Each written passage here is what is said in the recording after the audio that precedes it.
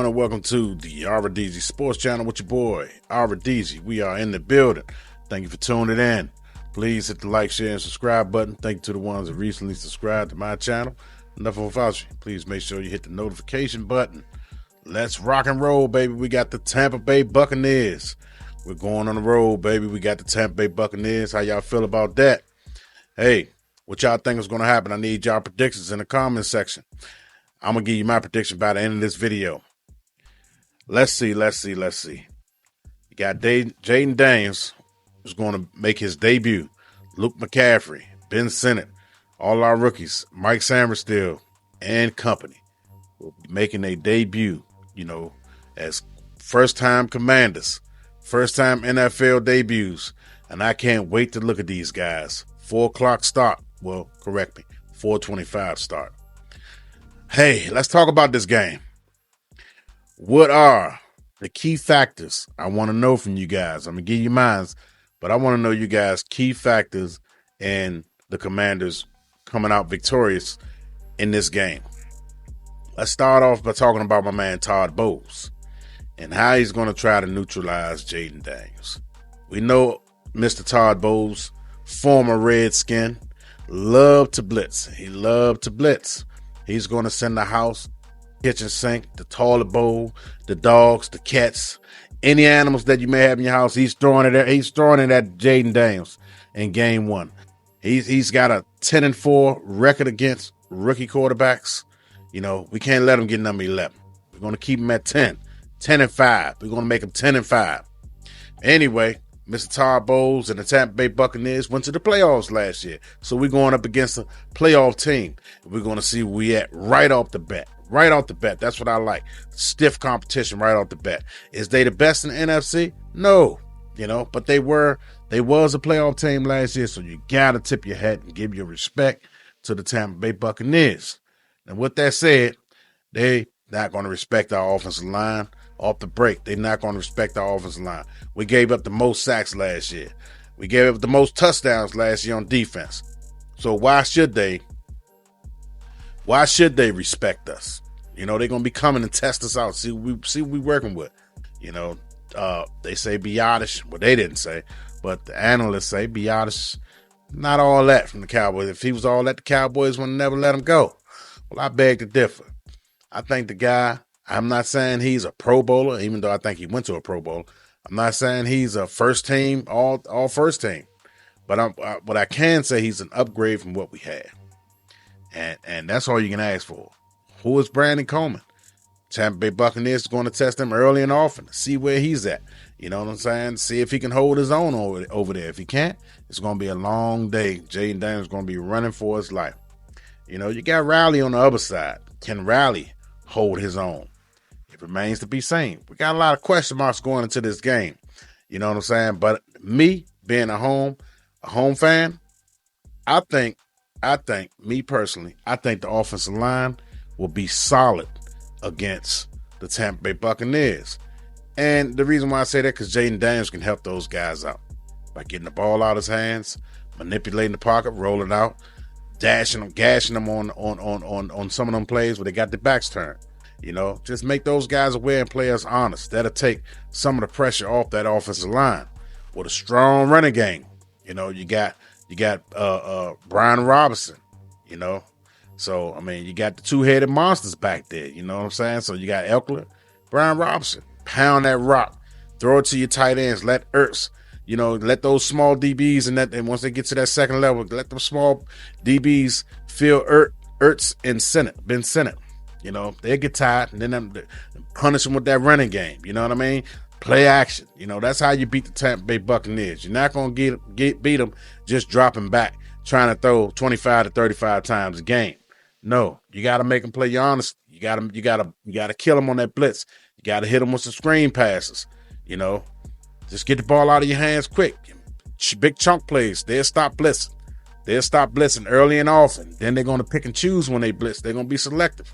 They're going to play you honest after that. But you got to make them pay. If you show you can't handle it, it's going to be a long day. Now, wide receivers, we're going to have to step up. They got a nice secondary. Their secondary is not weak. Our wide receiver, Terry McLaurin, is going to have to step up his game. De'Ami Brown's going to have to come in there and do what he do. Luke McCaffrey, you're going to learn quick on the job. You're going to have to get open. You know what I'm saying? You're going to have to block. You're going to have to do the little intangible things. You may not have a big game, but we're going to need you in there making blocks. So when we run the ball, we need you in there making those blocks, those key blocks to extend those running plays. Then you can get some one-on-ones because they're going to be sending that blitz and you're going to get the ball out quick. Most likely when you get the ball out quick, it's going to be with the running backs and the tight ends. Your wide receivers, when it's time to run, you guys got to block. If you want to get the ball, you got to block. Luke McCaffrey, Terry McLaurin, Alamanez Kids. You're going to be a key factor in this game. Mark my word. You're going to be the guy that's going to have to, you're going to be in the slot. You're going to be the guy that's going to have to get off the line of scrimmage quick to help Jayden Daniels out. It's going to be you, guys like Zach Ertz, and Eckler. You guys and Brian Robinson, you guys got to be ready because they coming. And Eckler and Brian Robinson, you guys got to chip block. You got to pick up your blocks also. I mean, when they come to blitz, you got to know who to get. And when it's time to check out, you got to make them pay. So the receivers, tight ends, running backs, be ready because the ball's going to be coming out of his hands quick. We're going to play that short game until they play us honest. Once they play us honest, then we can start taking those intermediate to deep shots. So that'll be my game plan if I was Cliff Kingsbury on offense. On defense, you got a guy like Baker Mayfield, who like to sling it all around. He's a gunslinger. Like to scramble sometimes, like to take chances, So what you're going to have to do to Baker Mayfield, you're going to have to neutralize him and keep him as much as you can in that pocket. If you let him start escaping and start doing this thing on the outside of perimeters, he's going to hurt you. He's going to kill you. You got a guy like, what's my man, Mike Evans. Mike Evans is a big wide receiver. When they get in that red zone, you already know who they're going to. They're going to Mike Evans. And then you got the boy, the tight end, Cade Otton. He's a big guy. You got to contain him also. Then you got the guy, Chris Godwin. Chris Godwin is a speedy guy. You're going to have to know where he's at. Mike Samuelstill, you got to come and bring your lunch pail. You got Chris Godwin. He's going to be out there. He's going to be making some noise. And then they got their other wide receiver, Jalen McMillan. You got to contain him. He came on last year. So they got weapons, in other words. And not to forget, Rashad White. You got to contain this guy. This guy's a hard runner, man. He's got some quickness to him, and he can catch out the backfield. So we got our hands full on offense. We just got to neutralize them with a great pass rush. We're going to have to somehow create a pass rush. We're going to have to send a blitz, get the Baker Mayfield, force him into interceptions, force him into earned throws. You know what I'm saying? You got to shut down that running game and blitz Baker Mayfield early and often. You know what I'm saying? You got to get him, knock him around a few times, hit him hard a few times, let him know you there. Give him something to think about. Get that clock rolling in his head. You know what I'm saying? You got to do things like that. You got to mix it up. You got to go zone man, zone blitz. You got to mix it up. Confuse him a little bit. I know he's a veteran quarterback, but still confuse him. He don't know when it's coming. You got to be decisive with your blitz. You got to be creative with your blitz. You just can't sit up there and let that guy run the perimeter, run around on the outside and try to make things happen. No, you got to contain him, keep him in that pocket, and you got to blitz him and get to him, rough him up, let him know you're there. Let him know it's going to be a long day. You know what I'm saying? And Mike Evans need help on Mike Evans. Don't just single-handedly just let him go one-on-one with St. Juice or Emmanuel Forbes. No. No, you're going to have to send help. That safety help on the outside. If I don't see safety help on that outside, well, Mike Evans, wherever Mike Evans line up at, I need safety help, especially in the red zone. And you also, Mike Samuelstill, I need you to hold your own as best as you can against Chris Godwin. I need you to lock him up. You know what I'm saying? Lock him up. If they put somebody like Emmanuel Forbes on Chris Godwin, he's going to have a big game. They need to put Samuelstill over there. Put him over there. Lock him up. That's what you got him for. So you're saying he's the best nickel corner in the league. Put him on that outside with Garvin. Garvin going to be lined up everywhere. He's going to be in the slot. Outside, they're going to move him around everywhere. You're going to see a couple of bubble screens. You're going to see some reverses out of Garvin. They do everything with Garvin. You know what I'm saying? So keep an eye on him. Spy him. You know what I'm saying? So let the other guys beat you. Let Jalen McMillan beat you. Let Rashad White beat you. Don't let those two studs on the outside beat you, man. Just, you can't do that. You know? Anyway, let me give you my prediction. And it's going to come down. I think, you know what? I think this game is going to come down to a field goal. I think it's going to come down to a field goal. And, you know, I think it's going to be one of those games, maybe 24-27 or 21-24. You know what I'm saying? I don't think it's going past 30. You know, but I do have us winning down in Tampa Bay by 3. That's my prediction. And I'm going to give you since it's the end of the training camp, preseason, the regular season about to start, now I can give you my prediction of what I feel like. You know, now that I looked at the roster and all that stuff, you know, I'm still staying where I was at. Anywhere between 8 and 10 wins. I got this team going. If they can get on a run,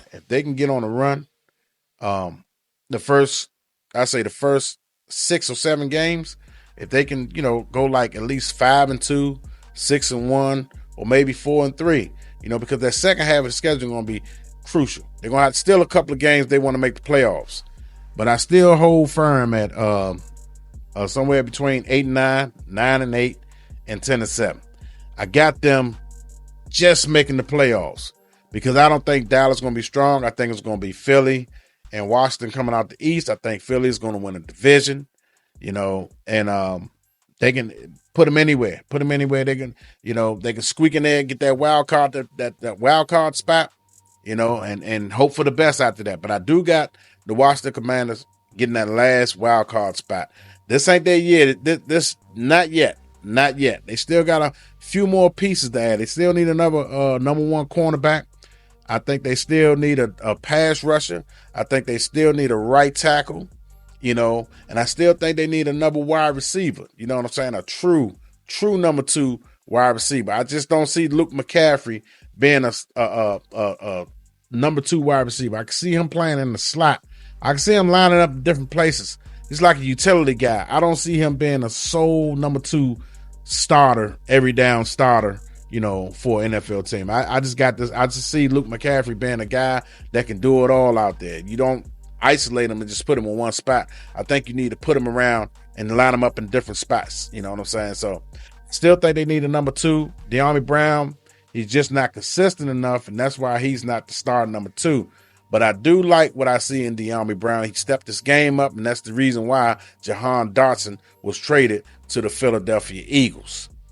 With that being said, it's going to be a good season for us, and I hope you guys come out to the game next week against the Giants, because I do think we're going to be 1-0, pushing to go 2-0. So I think you guys need to come out and represent, because we owe the Giants the ass kicking. So we need all the fans to come out and support. Just want to make a quick video and give you my assessment on what I think will happen for tomorrow. Oh yeah, they cut Brian Pringle. Forgot to mention, they cut Brian Pringle. Just found that out. Kudos to Brian Pringle. You know, we thought you was going to be a part of the team, but it seems like you didn't make the cut. And that's unfortunate, because now who do we got a kick returner? Now we're going to have to do a kick returner by committee. But I trust Dan Quinn in having somebody back there that's reliable. That's what we need. Somebody who don't turn the ball over, you know, can make correct decisions back there fielding the ball, you know. Anyway, with that being said, this is your boy RDG Sports Channel. Thank you for tuning in. Peace.